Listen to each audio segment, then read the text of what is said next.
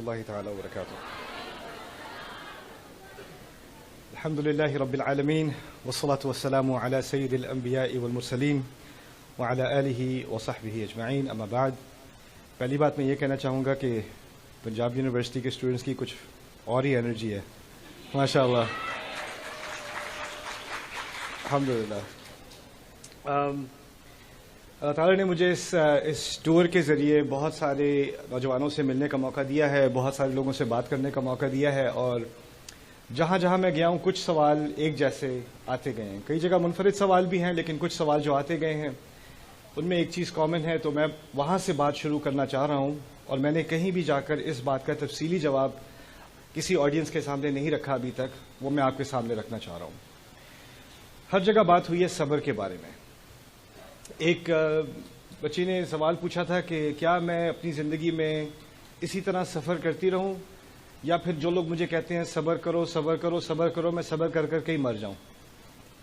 تو یہ صبر کا جو سوال ہے نا، یہ کافی آیا ہے پاکستان میں، اور میں بات یہاں سے شروع کرنا چاہ رہا ہوں کہ اصل میں جہاں تک میرا جائزہ ہے، دو صبر ہیں، ایک قرآن والا اور ایک پاکستان والا. وہ دو الگ الگ صبر ہیں. قرآن والا جو صبر ہے نا، اس کا بنیادی کانسیپٹ یہ ہے کہ آپ نے حق بات کرنی ہے، اور جب آپ حق بات کرو گے تو آپ کو سامنے سے مخالفت ملے گی. جس سے آپ نے حق بات کرنی ہے شاید اس سے آپ ڈرتے بھی ہوں، جس سے حق بات کرنی ہے وہ آپ پر پریشر بھی ڈالے کہ آئندہ مت کرنا، یہ کیا بات کر دی. جس سے آپ نے حق بات کرنی ہے وہ آپ کو دھمکی بھی دے سکتا ہے، آپ کو نقصان بھی پہنچا سکتا ہے، آپ کو مالی نقصان پہنچا سکتا ہے، آپ کو جسمانی نقصان پہنچا سکتا ہے، ہو سکتا ہے آپ کو نفسیاتی نقصان پہنچا سکتا ہے.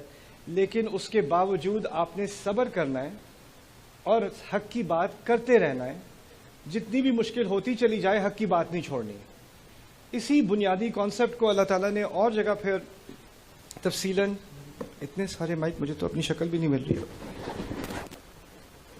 Thank you. اوکے. تو اسی کانسیپٹ کو اور جگہ پر اللہ تعالیٰ نے کہا ہے کہ انصاف کے لیے کھڑے ہو جاؤ، اور جب کھڑے ہو جاؤ تو کوئی بھی سامنے ہو اس کے خلاف کھڑے ہو جاؤ. اس کی فکر نہ کرنا کون کھڑا ہے سامنے. وَلَوْ عَلَىٰ أَنفُسِكُمْ أَوِ الْوَالِدَيْنِ وَالْأَقْرَبِينَ إِنْ يَكُنْ غَنِيًّا أَوْ فَقِيرًا فَاللَّهُ أَوْلَىٰ بِهِمَا. اگر اپنے خلاف بھی کھڑا ہونا ہو تو کھڑے ہو جاؤ، دونوں والدین کے خلاف بھی کھڑا ہونا ہو تو کھڑے ہو جاؤ، سب رشتہ داروں کے قریب رشتوں کے خلاف بھی کھڑا ہونا ہو تو کھڑے ہو جاؤ. امیر کے خلاف، غریب کے خلاف، اللہ کی پہلی پرائیورٹی اللہ تعالیٰ کی ہے، اللہ کی خاطر کھڑے ہو جاؤ. اور یہ کھڑا ہونا آسان کام نہیں ہے، اس کے لیے بڑی آپ کو سٹیمنا چاہیے ہوتا ہے. اس سٹیمنا کا نام، اس کے ناموں میں سے ایک بڑا نام قرآن میں صبر ہے. لیکن پاکستان والا صبر ذرا مختلف ہے. پاکستان والے صبر میں ہے غلط بات ہو رہی ہے، آپ اس کو خاموشی سے برداشت کر رہے ہو، پھر آپ کسی سے جا کے کہتے ہو کہ یہ غلط بات ہو رہی ہے، میں کیا کروں؟ بیٹا صبر کرو. یعنی حق کی بات مت کرو، خاموشی میں صبر کرو. قرآن جو واضح الفاظ میں کہہ رہا ہے، یہاں بچے بچے کو یاد ہے، بڑوں کو یاد ہے، چھوٹوں کو یاد ہے، وَتَوَاصَوْا بِالْحَقِّ وَتَوَاصَوْا بِالصَّبْرِ. سب کو یاد ہے، لیکن ہم نے جو صبر بنایا نا وہ ہے إِلَّا الَّذِينَ آمَنُوا وَعَمِلُوا الصَّالِحَاتِ وَتَوَاصَوْا بِالصَّبْرِ. میں تھوڑی سی بیچ میں اسکپ ہو جاتی ہے بات. یہ نہیں کہا حق کی بات نہیں کرنا، یہ باتیں مت کرنا، اس سے بڑی مصیبت ہوگی، بس تم صبر کر لو. ہم نے بھی صبر کیا تھا، تم بھی صبر کرو، اللہ تعالیٰ تبدیلی لائے گا. اللہ تعالیٰ نے جو تبدیلی لانے والا نظام بنایا نا اپنا، وہ یہ ہے کہ پہلے حق کے لیے انسان کھڑا ہوتا ہے، پھر اللہ کی مدد آتی ہے، اور اس کے مدد کے آنے تک آپ نے حق کی بات کرتے رہنے ہیں اور حق کے ساتھ کھڑے ہوتے رہنا ہے. پھر آخر میں جب اللہ دیکھے گا کہ آپ اس کی مدد کے مستحق ہو، پھر مدد آتی ہے. لیکن ہوا ہماری سوسائٹی میں یہ ہے، بہت ساری جگہوں پہ، یہ صرف حکومت کی بات نہیں ہے، یہ صرف اداروں کی بات نہیں ہے، بزنسز کی بات نہیں ہے، ہمارے گھروں میں بھی یہ بات ہو رہی ہے کہ ہم حق کی بات کرنے سے ڈرتے ہیں. ہمیں لگتا ہے بہت زیادہ سامنے سے جو ہے اس کے نتائج ہوں گے، اس کا ہم سامنا نہیں کر سکتے، اور ہمیں سکھا دیا کہ صبر کرو دعا کرو، صبر کرو دعا کرو. تو دوسرا جو سوال مجھے پورے ملک میں بار بار سننے کو ملا، یہ دعا کیسی ہے؟ میں دعا کرتا رہتا ہوں، میں دعا کرتی رہتی ہوں، اس کا کوئی جواب ہی نہیں آتا. اور یہ میں بھی سوچتا رہا، یہ دعا کا مسئلہ اور کسی ملک میں جا کے گیا ہوں، میں نے کتنے ہزاروں لوگوں سے بات کی ہے، کسی کو دعا کا ایسا مسئلہ ہو نہیں رہا جیسا پاکستانیوں کو ہو رہا ہے. تو یہاں دعا کی خاص کیا، اس کا اثر یہاں خاص کیوں نہیں ہے؟ پھر مجھے جا کے بات سمجھ میں آئی، جس طریقے سے دعا کی بات کی جا رہی ہے نا ہماری سوسائٹی میں، وہ یہ ہے کہ آپ نے جو اپنا کردار ادا کرنا ہے نا دعا کرنے کے مستحق ہونے کے لیے، اس کو ہٹا دیا گیا ہے رستے سے. اپنی جو محنت کرنی ہے، مشکلات کا سامنا کرنا ہے، اس کو ہٹا دیا گیا اور پھر کہا ہے اس کے بجائے آپ دعا ہی کریں. یعنی جس چیز کو اللہ تعالیٰ نے آپ کو صلاحیت دی تھی بدلنے کی، اس صلاحیت کا تو آپ انکار کر دو. میں تو کچھ کر ہی نہیں سکتا، میں تو کچھ کر ہی نہیں سکتی، یہ تو ایسے ہیں ویسے، ان کو اللہ ہی بدلے گا، ان سے تو اللہ ہی نمٹے گا. ان سے نمٹنے کے لیے اللہ تعالیٰ نے آپ کو بنایا. جو بھی مشکلات آپ کے سامنے ہیں نا، اس زمانے میں، ان مشکلات میں، اس فیملی میں، اس سوسائٹی میں، جس قوم ان مشکلات کا سامنا کرنے کے لیے صلاحیت رکھتی تھی، اسی کو وہاں ڈالا گیا ہے. لا یکلف اللہ نفسا الا وسعها. اللہ کبھی کسی انسان پر ایسی تکلیف نہیں ڈالتا سوائے اس کے کہ اس میں اس کی وسعت ہو. تو آپ میں، آپ کے گھرانے میں، آپ کے فرینڈز میں، آپ کی سوسائٹی میں جو پریشر آپ کے اوپر ڈالا گیا ہے، وہ آپ ہی پر ڈالا جانا تھا، کیونکہ آپ ہی اس کے قابل ہو، کہ کوئی اور اس کے قابل نہ ہوتا. اگر میرے اوپر وہ پریشر ہوتا تو میں اس کے قابل ہی نہ ہوتا. اللہ نے آپ کو چنا اس کے لیے. تو یہ اپنے بارے میں کہہ دینا نہیں میں تو کچھ کر ہی نہیں سکتا، بس دعا ہی کر سکتے ہیں اب، اور صبر ہی کر سکتے ہیں، پھر آپ کو دعا اور صبر کا کرائسس ہو جائے گا اور آپ پھر پوچھنا شروع کر دو کہ یہ پتہ نہیں میری دعائیں اللہ تعالیٰ سنتا کیوں نہیں ہے، وہ مجھ سے کیوں اتنا ناراض ہے. یہ ناراضگی کی بات نہیں ہے، یہ آپ کی غلط فہمی کی بات ہے. تو اب اگلا سوال جو آتا ہے، جو اصل بات میں آپ سے کرنا چاہ رہا ہوں، میری امید ہے کہ زیادہ دیر میں نہیں لوں گا، لیکن ہو سکتا ہے زیادہ دیر ہو جائے. وہ یہ ہے کہ اچھا ٹھیک ہے، حق بات کرنی آپ نے کہہ دیا، کیسے کریں، اور جو سامنے سے ری ایکشن آنا ہے اس کا کیسے سامنا کریں، اس کے بارے میں قرآن کیا ہدایت دے رہا ہے مجھے اور آپ کو. اس میں سے ایک بہت ہی خوبصورت مقام قرآن کا ہے جہاں پر اللہ تعالیٰ نے موسیٰ کو فرعون کا سامنا کرنے کی ہدایت دی. اور میں یہ بات اس لیے نہیں کہہ رہا کہ آپ یہ لیکچر سننے کے بعد کہیں ہاں اب میں اپنی سانس سے بات کرنے کو تیار ہوں کہ وہ مجھے تو پتا تھا کہ وہ فرعون ہے. استاد نعمان نے کنفرم کر دیا کہ واقعی وہ فرعون ہے. دیکھیں کوئی پتہ نہ چلتا ہے کس نے تالی بجائی تھی. اچھا خیر، بات یہ ہے کہ فرعون کی شخصیت کا اتنا ذکر قرآن میں اس لیے ہے کیونکہ وہ تو بہت بڑا حکمران تھا، اس کی دنیا کی سب سے عظیم حکومت تھی، اس کی دنیا کی سب سے پاورفل اس کی آرمی تھی. اس کا اتنا روب تھا اور اتنا اثر تھا کہ آج تک تاریخ میں اس کی جو تعمیر تھی، اس کا جو آرکیٹیکچر تھا، اس کی بنیاد پر بڑی بڑی حکومتیں اپنا آرکیٹیکچر بناتی ہیں. آپ نے کورٹ ہاؤسز میں جو بڑے بڑے ستون دیکھے ہوں گے نا، سیڑھیوں کے سامنے بڑی سیڑھیاں ہوتی ہیں، پھر آگے ستون ہوتے ہیں اور اس کے اندر کورٹ ہاؤس بلڈنگ ہوتی ہے. فرانس میں ایسا ہوتا ہے، آسٹریلیا میں ہوتا ہے، امریکہ میں ہوتا ہے، ہر جگہ ہوتا ہے. وہ اصل میں فرائض کی تعمیر ہے. وہ ان کا کہنے کا طریقہ ہے کہ ہم نئے فرعون ہیں. ڈالر کے اوپر جو ہے وہ احرام بنے ہوئے ہیں، پیرامڈ بنے ہوئے ہیں. وہ کیوں؟ کیونکہ ان کو اتنا روب تھا اس قوم کا کہ آنے والی قومیں یہ کرتی تھیں کہ ہم اگلے فرعون ہیں. اتنے امپریس تھے وہ ان لوگوں سے. تو ہم سمجھتے ہیں کہ فرعون کی مثال حکومتوں کی مثال ہے، لیکن بات اصل میں یہ ہے کہ ہر انسان کے اندر چھوٹا سا چھوٹا فرعون ہوتا ہے. میرے اندر بھی ہے، آپ کے اندر بھی ہے.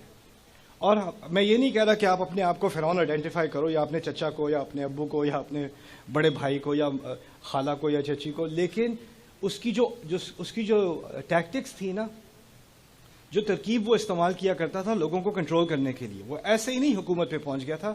اس کے پاس کچھ طریقے تھے اور وہ بہت بڑا جینیس تھا. جس مقام پہ وہ پہنچا ہے، اس مقام پہ پہنچنا آسان کام نہیں ہے. اور موسیٰ علیہ السلام جانتے تھے کہ یہ بہت بڑا جینیس ہے، اور جو سیاست میں بہت آگے پہنچ جائے نا، اس کو بات کرنے کا طریقہ آتا ہے اور اس کو اپنے اپوننٹ کو برباد کرنے کا طریقہ آتا ہے. دیکھیں کبھی کبھی ٹی وی پہ ہوتا ہے، آپ کے ہاں تو ویسے بہت سول کانورسیشن ہو رہی ہوتی ہے ٹی وی پہ، میں نے یہی دیکھا ہے، لوگ صرف تمیز سے بات کرتے ہیں. لیکن کسی اور جگہ پہ ہوتا یہ ہے کہ کوئی ایک ایکسپرٹ ہوتا ہے کسی سبجیکٹ میں نا، کوئی پی ایچ ڈی ہے، اس نے 20 سال 30 سال تحقیق کی ہے کسی مضمون پر، اس کو بلایا گیا ہے. اور دوسری طرف جو ٹی وی کا میزبان ہے، جو اس کا ہوسٹ ہے، وہ اس کا انٹرویو کر رہا ہے، لیکن وہ دکھانا چاہ رہا ہے کہ یہ جو ایکسپرٹ ہے نا، اس کو کچھ نہیں پتا. ٹھیک ہے؟ اور اصل میں جو انٹرویو کر رہا ہے، اصل بات یہ ہے کہ اسے کچھ نہیں پتا، لیکن اس کو انٹرویو کی ایسی مہارت آتی ہے کہ وہ ایسے ایسے سوال پوچھتا ہے. پی ایچ ڈی والا بیچارہ اپنا جواب دینے کی کوشش کرتا ہے، اس کی بات کاٹ کے اچھا یہ بتائیں، ویسے آپ تو غلط ہی کہہ رہے ہیں لیکن پھر یہ آپ بھی بتا دیں. اور وہ کہے گا میں تو اچھا چلیں ہم کمرشل بریک کے پاس آتے ہیں. اور وہ 2-5 منٹ میں آپ کو دنیا کو لگے گا کہ جس کے پاس 20 سال کی مہارت ہے وہ بالکل گدھا ہے، اس کو کچھ نہیں پتا، اور یہ انٹرویو کو سب معلوم ہے. یہ ٹیکنیک ہوتی ہے. اور اس ٹیکنیک کو سمجھنے کی بہت ضرورت ہے. کمیونیکیشن میں، بات کرنے میں کچھ لوگ ایسے ماہر ہوتے ہیں کہ وہ حق کو باطل بنا دیتے ہیں بات کے دوران، اور باطل کو حق بنا دیتے ہیں، اور جو سننے والے ہوں وہ سارے امپریس ہو جائیں کہ یہ واقعی ایسا ہے. دوسری بات یہ ہے کہ اصل میں جب بات ہو رہی ہوتی ہے نا دو لوگوں کی، تو اس میں صرف معلومات نہیں ہوتی، اس میں نفسیات بھی ہوتی ہیں. اس کی چھوٹی سی مثال میں آپ کے سامنے رکھ دوں کہ اگر کوئی لائر ہے، لائر کو، وکیل کو اپنا کیس پریزنٹ کرنا آتا ہوتا ہے، وہ جج کے سامنے آ کر بڑی تفصیل سے اپنا کیس پریزنٹ کرتا ہے، اپوزیشن کا مقابلہ کرتا ہے، یعنی وہ انٹروگیشن کرتا ہے، اس میں بہت کانفیڈنس ہوتا ہے کہ وہ اپنی بات کو کھل کر جج کے سامنے بیان کر سکے. اگر اس میں اس طرح کی بات کرنے کی صلاحیت نہ ہو تو وہ وکیل بن ہی نہیں سکتا. اور وہی وکیل کبھی ہوتا ہے ایسا جس کو اپنے بڑے بھائی سے یا بھابھی سے یا امی سے یا ابو سے ایسی انگزائٹی ہوتی ہے، گھر جا کے اس کی امی کہتی ہیں، کوئی ایک دو باتیں کہتی ہیں، اس کا منہ بند ہو جاتا ہے، اس سے آگے سے بات ہی نہیں کی جاتی. اتنا کیپیبل انسان جو جس کی سپیچ سن کے بڑے بڑے امپریس ہو جاتے ہیں، لیکن اس کی زندگی میں کوئی ایسا شخص ہوتا ہے جس کا اتنا اس پر دباؤ ہوتا ہے، وہ دو باتیں کرتے ہیں اور اس کی بولتی بند ہو جاتی ہے، اور پھر وہ آگے سے کہتے ہیں کیا ہوا، جواب نہیں آتا، کیا ہو گیا ہے، کورٹ میں تو بڑی باتیں کرتے ہو، کیا ہوا ہے. کیونکہ کچھ لوگوں کا ایک نفسیاتی اثر ہوتا ہے آپ کے اوپر، جس کو موسیٰ علیہ السلام نے سمجھایا ہے، وَيَضِيقُ صَدْرِي، میرا سینہ تنگ ہو جاتا ہے، وَلَا يَنطَلِقُ لِسَانِي، پھر میری زبان نہیں چلتی. تو فرعون اس معاملے میں ماہر تھا کہ کسی سے بات کرے نا تو اس کا سینہ تنگ ہو جائے اور پھر آگے سے اس کی زبان بھی نہ چلے. یہ باتیں سامنے رکھ کے اب آپ نے ان کچھ آیات کو میں پڑھوں گا، اور ان آیات میں سے جو درس ہم لے سکتے ہیں تھوڑے سے وہ لیں گے، اور پھر آپ کوشش کرو کہ دیکھو آپ کی زندگی میں کیا یہ چیزیں ہو رہی ہیں کہ نہیں. میں یہ نہیں کہہ رہا کہ جو چیزیں یہ آپ کے ساتھ کر رہے ہیں وہ فرعون ہیں، لیکن فرعون کے ذریعے ہم کچھ سیکھ تو سکیں کم از کم. ٹھیک ہے. اللہ تعالیٰ نے کہا موسیٰ علیہ السلام سے کہ فَأْتِيَا فِرْعَوْنَ فَقُولَا إِنَّا رَسُولَ رَبِّ الْعَالَمِينَ أَنْ أَرْسِلْ مَعَنَا بَنِي إِسْرَائِيل. فرعون کے پاس جاؤ اور دو باتیں کہنا. پہلی بات یہ کہنا کہ تم اور ہارون دونوں، ہم دونوں اللہ کے رسول ہیں، رب العالمین کے، تمام جہانوں کے رب کے ہم رسول ہیں. اور آپ دوسری بات یہ کہنا ان ارسل معنا بنی اسرائیل، اس کی بنیاد پر آپ بنی اسرائیل کو ہمارے ساتھ جانے دیں. دونوں کا آپس میں ایک ربط ہے. یہ جو قوم ہے بنی اسرائیل، اس کا ایک رب ہے، آپ اس کے رب نہیں ہیں، تو ان کا رب ان کو بلا رہا ہے. آپ ان پر ربوبیت نہیں کر سکتے، آپ ان کو غلام نہیں بنا سکتے، وہ اللہ کے غلام ہیں. تو پہلی بات کی ہے کہ ہم اصل رب کے نمائندے ہو کر، اس کے رسول ہو کے آپ کے سامنے آئے، اور آپ کی خیریت اسی میں ہے کہ آپ بنی اسرائیل کو ہمارے ساتھ جانے دیں، ان کو غلامی سے رہا کر دیں. یہ دو باتیں جا کے آپ نے فرعون کے سامنے کہنی ہے. اچھا، جو فرعون کے سامنے بات کرنی تھی، آپ کو معلوم ہونا چاہیے موسیٰ علیہ السلام بھاگ کے نکلے تھے، ان پہ قتل کا کیس ہو گیا تھا، اور یہاں تک کہ پولیس کی اسکیم بھی بن گئی تھی کہ کورٹ میں جانے تک کی حد نہیں آنی چاہیے، کیونکہ کورٹ میں کیس پہنچ گیا تو فرعون کو تو خاص محبت تھی اس وقت موسیٰ علیہ السلام سے. اس آیت کی بنیاد پر وَأَلْقَيْتُ عَلَيْكَ مَحَبَّةً مِّنِّي، فرعون کو محبت تھی، فرعون کی قوم کو محبت نہیں تھی. تو پولیس والے اصل میں جلتے تھے کہ یہ بنی اسرائیل سے ہیں، ان کی رنگت سے پتہ چلتا ہے بنی اسرائیل سے ہے، لیکن ان کو رائل ٹریٹمنٹ دی جا رہی ہے، یہ محل میں رہتے ہیں، ہمیں ان کے لیے دروازہ کھولنا پڑتا ہے. باقی ان کی رنگت کے سارے لوگوں کو ہم غلام رکھے ہوئے ہیں، اور ان کو دیکھو کیسا نواب بنایا ہوا ہے یہاں پہ. تو ان کو ایک جلن تھی. تو جب یہ کیس ہوا تو انہوں نے خفیہ طور پہ ایک میٹنگ کر لی تھی، اور اس میں کہا تھا، اس کی ایکسپوز ہو گئی تھی بات، قرآن نے ایکسپوز کر دی، ان الملأ یأتمرون بک لیقتلوک، کہ جو پولیس والے، جو اس کے چیفز ہیں نا، جو پولیس کمشنرز ہیں، انہوں نے آپس میں ایک میٹنگ کر لی ہے کہ وہ آپ کو اریسٹ نہیں کریں گے، وہ آپ کی تلاش میں آپ کو گرفتار کر کے کورٹ میں نہیں لائیں گے، جہاں ڈھونڈیں گے وہیں قتل کر دیں گے، اور قتل کر کے کہیں بعد میں رپورٹ بنا دیں گے کہ جی یہ کچھ ایکسیڈنٹ ہو گیا تھا، رستے میں وہ تلوار کے اوپر گر گئے تھے. اور ایسا ہوتا نہیں ہے ویسے حقیقت میں کسی ملک میں بھی، یہاں بھی نہیں ہوتا کہ پولیس کچھ ایسا کچھ کرے اور پھر بعد میں کچھ اور رپورٹ بنا دے، لیکن یہ پرانے زمانے کی باتیں ہیں، اس کا ہم سے کوئی تعلق نہیں ہے. خیر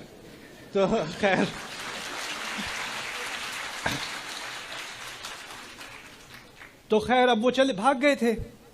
اب اللہ تعالیٰ کہہ رہے ہیں نہ صرف کہ تم مصر میں جاؤ، لیکن جو حکومتی بلڈنگ ہے اس کے سامنے گارڈز کھڑے ہوں گے، ان کو جا کے کہو میں فرعون سے ملنے آیا ہوں. اور انہوں نے پورے مصر میں سے ہو کے ہارون کے ساتھ علیہ السلام جا کے پہنچنا ہے دروازے پہ اور کہنا ہے ہمیں فرعون سے بات کرنی ہے. اب دیکھیں، مجھے اللہ تعالیٰ نے موقع دیا ہے مختلف ملکوں میں heads of state, governors, presidents سے ملاقات کرنے کا. اور جب کسی کنگ سے یا پریزیڈنٹ سے یا پرائم منسٹر سے ملاقات کرنی ہوتی ہے نا، تو پہلے آپ کو وہ ایک باقاعدہ اورینٹیشن دیتے ہیں کہ آپ نے ایسے کھڑے ہونا ہے، آپ نے یہاں پہ بیٹھنا ہے، جب وہ آئیں گے تو آپ نے یہ کرنا ہے، آپ نے آپ کو اس ٹائٹل سے پکارنا ہے، اس طرح کرنا ہے، اس طرح کرنا ہے. جیسے میں ملیشیا میں گیا تھا، مثال میں پرلیس ان کا ایک اسٹیٹ ہے، ان کے جو ملک ہیں ان کو توانکو کہا جاتا ہے ملیشین زبان میں. تو توانکو کو ملاقات کرنے کے لیے ان کا جو ان کا علاقائی لباس ہے نا وہ پہننا پڑتا ہے. تو پہلے I had to put a batik آن، تو وہ پہن کے تو پھر ان سے جب بات کرنی ہوتی ہے، وہ پہلے ان کے ہاں اور مذاہب تھے، بدھزم تھا اور شرک والے مذاہب تھے، لیکن اب اسلام آ گیا. تو پرانے زمانے میں وہ ہاتھ جوڑ کے وہ ایسے جھکا کرتے تھے، لیکن ہمارے دین میں ہم کسی کے آگے جھکتے نہیں ہیں. تو اب انہوں نے اس کو جھکنے کو ریورس کر دیا، وہ ایسے کر کے ایسے کرتے ہیں. تو رواج رکھ لیا، شرک نکال دیا ہے. تو پھر مجھے یہ بھی سیکھنا پڑا. تو یعنی ایک اورینٹیشن ہوتی ہے، ایک پروٹوکول ہوتا ہے. اب اللہ تعالیٰ نے جب موسیٰ علیہ السلام کو بھیجا اس کمرے، میں چاہتا ہوں کہ آپ اپنا ذہن استعمال کریں، آپ ایسے سمجھیں کہ آپ اس کمرے کے اندر ہیں. موسیٰ علیہ السلام کی جو انہوں نے داخل ہونا ہے نا محل کے اندر، آپ اس کمرے میں موجود ہیں. شاید آپ سیکیورٹی گارڈ ہیں، یا وہ فرعون اوپر تخت پہ بیٹھے نا، آپ پنکھا دینے والے ہیں. پنکھے والی بھی ہوتے تھے نا پہلے، آپ کی فل ٹائم جاب لگ گئی ہے. اوکے، کچھ لوگ کہتے ہیں میرا باس فرعون ہے، اس کا واقعی فرعون تھا. تو خیر اب کوئی اگر بادشاہ کے یا پریزیڈنٹ کے یا پرائم منسٹر کے یا گورنر کے یا میئر کے آفس میں داخل ہوتا ہے یا اس کے چیمبر میں داخل ہوتا ہے، تو پہلی بات تو ہوتی ہے کہ اٹس این آنر، آپ نے مجھے اپنا قیمتی وقت دیا، آپ کا بہت بہت شکریہ. اور ایک تھوڑی سی نمائش ہوتی ہے شروع میں، اور وہ تو اپنے آپ کو کیا کہتا تھا، انا ربکم الاعلی، میں تم سب کا سب سے اعلیٰ رب ہوں میں. موسیٰ کو ہدایت دی جا رہی ہے، آپ جاؤ، پھٹے پرانے کپڑے ہوں گے صحرا میں سے ہوتے ہوئے، اور ان کا سٹیٹس کیا ہے، کرمنل سٹیٹس ہے، ٹھیک ہے، فیوجیٹو ہیں. اور اب انہوں نے جانا ہے بلڈنگ کے اندر، اور ساتھ میں ان کے ہارون علیہ السلام جن کو غلام مانا جاتا ہے، انہوں نے بھی کوئی شاندار کپڑے نہیں پہنے ہوئے اس میٹنگ کے لیے. اب وہ اندر جائیں، سوٹی ہاتھ میں اندر وہ آتے ہیں، اور کیا استقبال کیا ہے دنیا کے سب سے بڑے بادشاہ کا، انا رسول رب العالمین، ہم اصل رب کے رسول بن کر یہاں آئے ہیں. یعنی آپ اصل رب نہیں ہیں. پہلی بات جو اندر آ کے کی ہے، اس سے اگر کوئی اور کرتا تو اس کو امیڈیٹ ڈیتھ پینلٹی ہو جاتی. یہ بات آپ سمجھ لیں.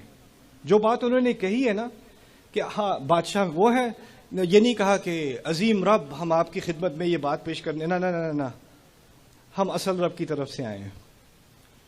تو پہلے جو آپ پنکھا دے رہے تھے نا، آپ کو کہا ہے، کبھی آپ نے دیکھا نہیں ہوگا کہ کسی کی ایسی ہمت ہوئی ہو کہ اس طرح سے فرعون سے بات کرے. آپ کے گھر میں کچھ لوگ ہیں جن سے کوئی سامنے اکڑ کے بات نہیں کرتا، سیدھی بات نہیں کرتا، وہ ساری زیادتیاں کرتے رہتے ہیں، لیکن آپ چپ بیٹھے رہتے ہو. آپ میں سے کچھ لوگ ایسے آفس میں کام کرتے ہو کہ آپ کا مینیجر آپ سے اتنی بدتمیزی کرتا ہے، سپروائزر آپ سے اتنی گندی طریقے سے بات کرتا ہے، لیکن ایک دن کوئی آ کے اس سے کس طرح بات کر لینا، سیدھا کر دے اسے، تو آپ اندر ہی اندر خوش ہوتے رہتے ہو، لائک آج تو چائے بڑی اچھی لگ رہی ہے. تو آپ پنکھا دے رہے ہو. موسیٰ علیہ السلام نے اندر آ کے کہا انا رسول رب العالمین، لیکن یہاں تک بات نہیں رکی، آگے ایک مزید افینس کر دیا. اور کیا کہا، ان ارسل معنا بنی اسرائیل، مطالبہ میں کرنے آیا ہوں. اپنی خیر چاہتے ہو تو کیا کرو، بنی اسرائیل کو ہمارے ساتھ بھیج دو.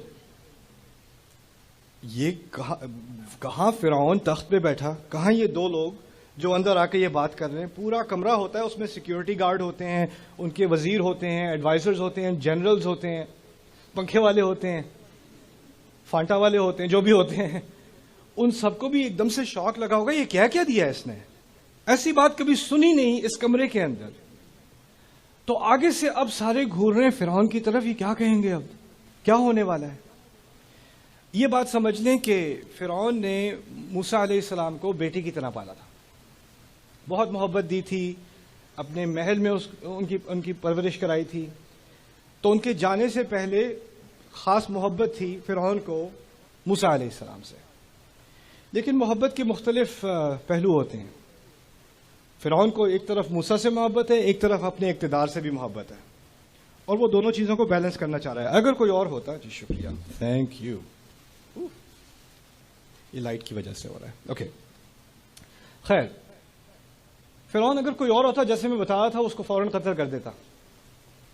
اس نے کیا کیا ہے کیسے؟ اب اس بات کو سمجھنے کے لیے, آج کی بات کو سمجھنے کے لیے آپ کے سامنے میں دو باتیں رکھوں گا. وہ دو باتیں آپ نے یاد رکھنی ہیں اور میں بار بار پوچھتا رہوں گا, زور سے آپ نے جواب دینا ہے. موسیٰ علیہ السلام دو باتیں کرنے آئے تھے کہ وہ رسول ہیں, اللہ کے بھیجے ہوئے رسول ہیں. اس کے لیے مختصر ہم لفظ استعمال کریں گے رسول, تاکہ وہ ساری بات کا خلاصہ ایک لفظ میں آ جائے. پہلی بات کیا تھی؟ رسول. دوسری بات تھی بنی اسرائیل, یعنی بنی اسرائیل کو چھوڑ دو. تو دو لفظوں سے پوری بات سمرائز ہوگی. کیا دو باتیں کرنے آئے ہیں موسیٰ؟ رسول, بنی اسرائیل, یہی دو باتیں ہیں. اب دیکھنا فرعون کا ان دو باتوں کا کیا جواب ہوگا. بات تو انہوں نے کر دی, آگے سے جواب آ رہا ہے الم نربک فینا ولیدا, کیا میں نے تجھے یہاں پر پرورش نہیں دی جب سے کہ تو بچہ تھا؟ پہلی بات. وَلَبِثْتَ فِينَا مِنْ عُمْرِكَ سِنِينَ, کیا تو نے یہاں اپنی زندگی کے کئی سال نہیں گزارے؟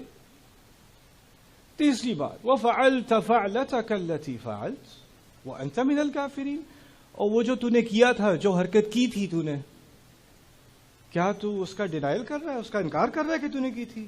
اور کافر کا ایک مطلب ہوتا ہے کسی چیز کو ڈینائی کرنا, ایک اور مطلب ہوتا ہے ناشکری کرنا. دونوں مفہوم سمجھ لیں یہاں پہ. کیا انکار کر رہا ہے یا اتنا ناشکرا ہو گیا تو؟ اس طرح سے انہوں نے موسیٰ علیہ السلام سے بات کی. میں پہلے پوچھتا ہوں, کتنی باتیں کرنے آئے تھے موسیٰ علیہ السلام؟ کیا دو باتیں؟ رسول, بنی اسرائیل. جب فرعون نے آگے سے جواب دیا ہے تو ان میں سے کسی بات کا جواب دیا ہے نہ.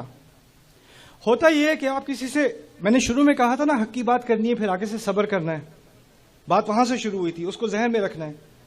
جب آپ حق کی بات کرنے آتے ہو, آپ کی بات ایک پوائنٹ ہوتی ہے یا دو پوائنٹ ہوتے ہیں, کوئی لمبی تقریر نہیں ہوتی. لیکن جس کو فرعون کی ٹیکٹکس آتی ہیں نا, وہ پتہ کیا کرتا ہے, آپ کی بات کا جواب دینے کے بجائے وہ ایسی بات کرتا ہے جو آپ کو شرمندہ کر دے اور پورا مضمون ہی بدل جائے, اور آپ کو یاد بھی نہ رہے کہ آپ کیا بات کرنے آئے تھے. اچھا آگے سے کہہ دیا, اچھا تم بچے تھے جب یہاں پہ تھے. اس کا کیا مقصد ہے؟ کہنے کا یہ مقصد ہے کہ جو حق بات تم کرنے آئے ہو یہ بہت بڑی بدتمیزی ہے. تمہیں خیال نہیں, تمہیں لحاظ نہیں کہ کتنے احسان تم پر کیے جا چکے ہیں, اور تم یہاں کئی سال رہ چکے ہو. تمہیں پتہ ہونا چاہیے کہ یہاں تمیز کا کیا مطالبہ ہوتا ہے, تمہیں کیسے بات کرنی چاہیے, تمہیں لحاظ کرنا چاہیے. تم کتنے ناشکرے ہو گئے ہو. اور اب آف کورس یہ بات تو پرانے زمانے میں ہوتی تھی. اب کسی سے آپ حق بات کریں تو وہ آپ کو شرمندہ نہیں کرتے, اور وہ آپ کو اپنے احسانات یاد نہیں دلاتے, اور وہ الٹی بات آپ پر نہیں ڈال دیتے کہ اصل غلطی تمہاری ہے, تم نے منہ کیوں کھولا, تمہاری مجال یہ کہ تم اس طرح کی بدتمیزی کرو, اتنے نافرمان بنو, یہی دن دکھانے تھے مجھے. یہ چیز تو پرانے زمانے, آپ کے ہاں نہیں ہوتی ہے, لاہور میں نہیں ہوتی ہے, وہ ملتان میں ہوتی ہے. اچھا خیر, تو یہ جو ٹیکٹک استعمال ہوتی ہے نا, بہت زیادہ زبردست چیز ہوتی ہے یہ. اور اس کے بعد انسان پہ کیا اثر ہوتا ہے؟ سوری. وہ جو بات کرنے آتے پہلے ہمت کر کے, آج میں ابو سے یہ بات کر کے رہوں گا, دو باتیں میں نے کرنی ہے. جا کے دو باتیں کرنے گئے, 2 منٹ بعد, اچھا یہ دن دکھانے تھے مجھے, یہ سکھاتا ہے تمہارا اسلام, ایسے آگے سے بدتمیزی کرتے ہیں, اس لیے تمہاری فیسیں بھری تھی, اس لیے یہ کیا تھا, اس لیے وہ کیا تھا. اور وہ اس کے بعد سوری ابا جان, سوری ابا جان, اور ہٹ کے واپس. اس بچے کو پتہ نہیں وہ بات کرنے کیا گیا تھا. دو باتیں کرنے آئے تھے. کیا دو باتیں تھیں؟ ایک اور بات سمجھ لو. ایک تو کہا بدتمیزی کر رہے ہو, دوسرا کہا ناشکری کر رہے ہو. تو بدتمیزی کا حوالہ دیا جائے گا, ناشکری کا حوالہ دیا جائے گا. پھر ایک تیسری بات, وَفَعَلْتَ فَعْلَتَكَ الَّتِي فَعَلْتَ وَأَنْتَ مِنَ الْكَافِرِينَ, وہ جو حرکت تو نے کی تھی اس کا کیا ہوگا ہے؟ مجھے آ کے بتائے گا میں کیا غلط کر رہا ہوں. اپنے پیچھے ریکارڈ دیکھا ہے؟ ذرا رپورٹ لے کے آنا, دکھاؤ ذرا ان کو, دیکھو. یعنی آپ کوئی صحیح بات کرنے لگو گے تو جس کو فرعون کی یہ تدبیر آتی ہے نا, وہ کہے گا اچھا آپ صحیح بات کریں گے, آپ کب سے فرشتے بنے؟ میرے پاس تو ریکارڈنگ اس وقت سے ہے. ذرا نکال کے کروم کاسٹ پہ لگاتے ہیں، ساری فیملی کو دکھاتے ہیں آپ کیا کر رہے تھے 3 سال پہلے، یہ دیکھ لیں. یعنی آپ نے جو غلطی کی ہو، جب بھی آپ کوئی صحیح بات کرنے لگو آپ کو اپنی غلطی یاد دلا کے دبا کے، کیونکہ آپ اب ایک شخصیت نہیں رہے، آپ چلتی پھرتی غلطی ہو، آپ اس غلطی سے زیادہ کچھ نہیں ہو. تو جب بھی آپ کوئی صحیح بات کرنے لگو تو آپ کو تم کون ہوتے ہو صحیح بات کرنے والے، تم نے تو یہ کیا وہ کیا، تم بڑا اپنے آپ کو پرفیکٹ سمجھتے ہو، دیکھو ذرا ان کو. تو یہ جو طریقہ ہوتا ہے نا کسی کی غلطی پکڑ کے بار بار اس کو اس کی غلطی یاد دلانا تاکہ وہ دب کے رہے. جب وہ صحیح حق کی بات بھی کرنے لگے، نہیں وہ اس بات کا مستحق نہیں ہے کیونکہ اس سے غلطی ہو چکی ہے. عجیب بات یہ ہے رسول نے وعدہ کر دیا علیہ الصلوۃ والسلام، ایک گارنٹی دے دی، کلو بنی آدم خطاء یا خطاؤن، تمام اولاد آدم کی غلطی کرتے رہتے ہیں، غلطی ہر انسان سے ہوتی رہتی ہے. اور خیر الخطائین التوابون، جو بہترین ہیں غلطیاں کرنے والے وہ توبہ کرتے رہتے ہیں. تو اللہ تعالیٰ کا ایک نظام ہے، انسان سے غلطی ہوتی ہے وہ توبہ کرتا ہے آگے بڑھتا ہے، غلطی ہوتی ہے توبہ کرتا ہے آگے بڑھتا ہے. اللہ پچھلی والی غلطیاں معاف کر دیتا ہے، انسان معاف نہیں کرتے، انسان نوٹ لیتے ہیں، یہ بعد میں کام آئے گی.